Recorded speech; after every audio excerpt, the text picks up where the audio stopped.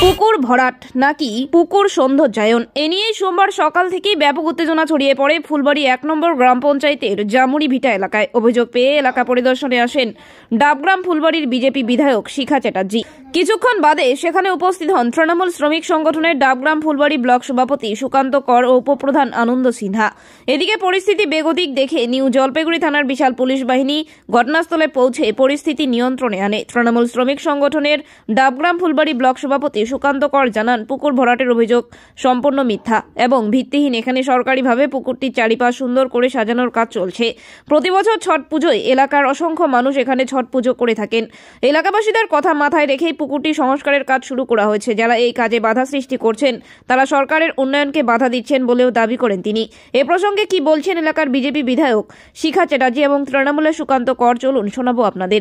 শুনলাম পুকুরটা নাকি ভরাট করা হচ্ছে, সত্যি কথা এসে দেখলাম বড় বড় গর্ত, বড় বড় গর্ত, জলাশয় কিন্তু ভরাট করা যায় না।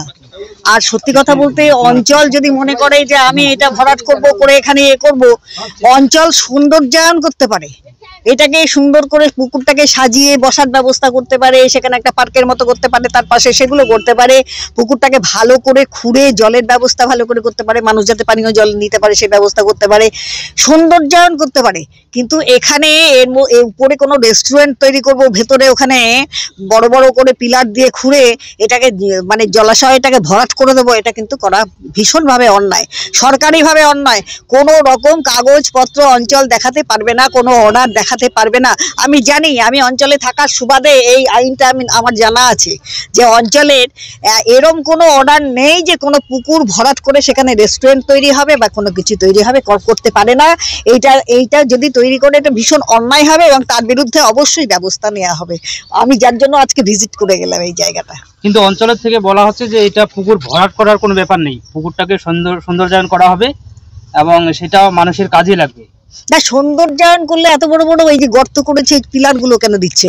যে পিলার দেয়া হচ্ছে ও তো আমার মনে হচ্ছে 3 তলা উঠবে বোধহয় সেই পিলারে, তো এটা তো সম্ভব না। আর ঘেরা দেয়া তো বাইরে থেকে ঘেরা দেয়া হবে, ওইভাবে তো ঘেরা দেয়া হবে না। ঘেরা দিলে তো অত বড় বড় পিলার বসানোর কোনো মানে কথাই আসে না। এইগুলো তো অন্যায় কথা। এইভাবে এলাকার জমি লুটে খাচ্ছে, এইভাবে এই লুটেরারা। আবার এইভাবে জলাশয় যদি লুটে খায়, এগুলো করতে দেয়া যাবে না, এলাকার মানুষই করতে দেবে না। আমি মনে করি এলাকার মানুষ সম্পূর্ণরূপে বিরোধিতা করবে। যখন উন্নয়নটা হচ্ছে আপনাদের, উন্নয়ন কোথায় উন্নয়ন হচ্ছে? এটাকে উন্নয়ন বলে না অবনয়ন বলে। আমার তো উন্নয়ন মনে হচ্ছে না এটাকে। এত বড় বড় পিলার গাঁথছে, এখানে 4 তলা 3 তলা বাড়ি করার মতো পিলার গাঁথা হচ্ছে, এটা কিন্তু স্বাভাবিক ব্যাপার নয়। এখানে বড়সড় কারবার হচ্ছে এবং বড়সড় কারবারই ঢুকে রয়েছে। এবারে সত্যি কথা বলতে কি, দলটার যা অবস্থা হয়েছে, অঞ্চল যদি সেরকম করতে চাই করতে দেবো না, কেন সরকারি দপ্তর রয়েছে, যে সরকারি হিসাবে আমি নিজেও রয়েছে এখানে সরকারি জনপ্রতিনিধি হিসাবে, সম্পূর্ণরূপে বিরোধিতা করবে এবং কিভাবে করে আমি দেখে নেবো। এটা তারা কি এখানে এই যে বলছে পুকুর ভরাট করে, এখানে দেখুন যে পুকুর ভরাট হচ্ছে কিনা। এখানে ছটঘাট হিন্দি ভাষাভাষীর লোকরা এখানে পুজো করে, প্রত্যেকটা ছটঘাটকে সংস্কার করা হচ্ছে। এটাও টেন্ডার হয়েছে, ছটঘাট সংস্কার হবে, মহিলাদের একটা চেঞ্জিং রুম হবে, বাথরুম, ঠিক আছে, আর হচ্ছে একটা পায়খানা বাথরুম অলরেডি হয়েছে, এছাড়া কিছু না। এখানে সৌন্দর্যায়ন হবে, ঘেরাও হবে। না না, সরকারি কাজে কালকে বাধা দিয়েছে, প্রধান এফআইআর করেছে, সরকারি কাজে বাধা দিয়েছে। আমাদের উপপ্রধানের উপরে কালকে আক্রমণ করা হয়েছে, এখানকার কিছু জমি মাফিয়া তারা আক্রমণ করেছে। যারা চাচ্ছে আমরা যে জমির উপর দাঁড়িয়ে আছি সেই জমির নাকি মালিক বেরিয়েছে, ওরা ভয় পাচ্ছে যে যদি এই পুকুর যদি গ্রাম পঞ্চায়েতের রক্ষণাবেক্ষণে চলে যায় তাহলে এই জমিটাও হয়তো ওদের হাতছাড়া হয়ে যাবে। ওদের জমি মাফিয়া করাই ওদের কাজ। যখন এই লোহার ব্রিজ শাওডাঙ্গিতে হয়েছিল, সেই ওখানকার যে অ্যারেস্ট হয়েছিল মূল পান্ডা, সে এখানকার নেতৃত্ব দিচ্ছে গোপনে। এলাকাবাসীকে উত্তক্ত করছে কিছু জমি মাফিয়া, উত্তক্ত করছে এলাকাবাসীকে। আমরা সাজানো ছাড়া আর কিছু আমাদের কাজ না। গ্রাম পঞ্চায়েতের কাজ কি? সাজানো ছাড়া সরকারি কাজ। বলছে যে এখানে বড় বড় গর্ত করে সেখানে বড় বিল্ডিং, কিছু হবে না, কোনো বিল্ডিং হবে না। ওনাদেরকে বলুন কোনো বিল্ডিং হবে না, এটা আমরা কথা দিয়ে যাচ্ছি। দরকার হলে আপনারা টেন্ডারের যে কাগজটা আছে কাগজটা দেখবেন। এখানে ঘেরাও আর সৌন্দর্যায়ন আর চেঞ্জিং রুম লাগবেই, কেননা মহিলারা এখানে পুজো করে। একটা চেঞ্জিং রুম লাগবে আর পায়খানা বাথরুম, ব্যাস। দাদা একটা অভিযোগ হচ্ছে তৃণমূলের আপনাদের মততে এখানে মারপিট হয়েছে। না না, কোনো মারপিট হয়নি, আপনারা তো আছেন তো, কি মারপিট হয়েছে? আমাদের গ্রাম পঞ্চায়েতের উপপ্রধানকে ধাক্কা মেরেছে।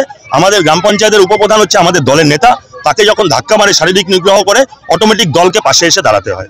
এটা তো সরকারি কাজ, এটা তো দলের কিছু ব্যাপার নেই। আপনারা কি এখন কাজ করবেন নাকি? আমরা তো কাজ করব, সরকারি কাজ করব। আমরা এফআইআর করেছে প্রধান, কালকে এফআইআর করেছে গ্রাম পঞ্চায়েত থেকে, উপপ্রধান ব্যক্তিগতভাবে করেছে। এবার যা ব্যবস্থা নেওয়ার আইন আদালত নেবে। এটা কি বাধা দিচ্ছে গ্রামবাসী?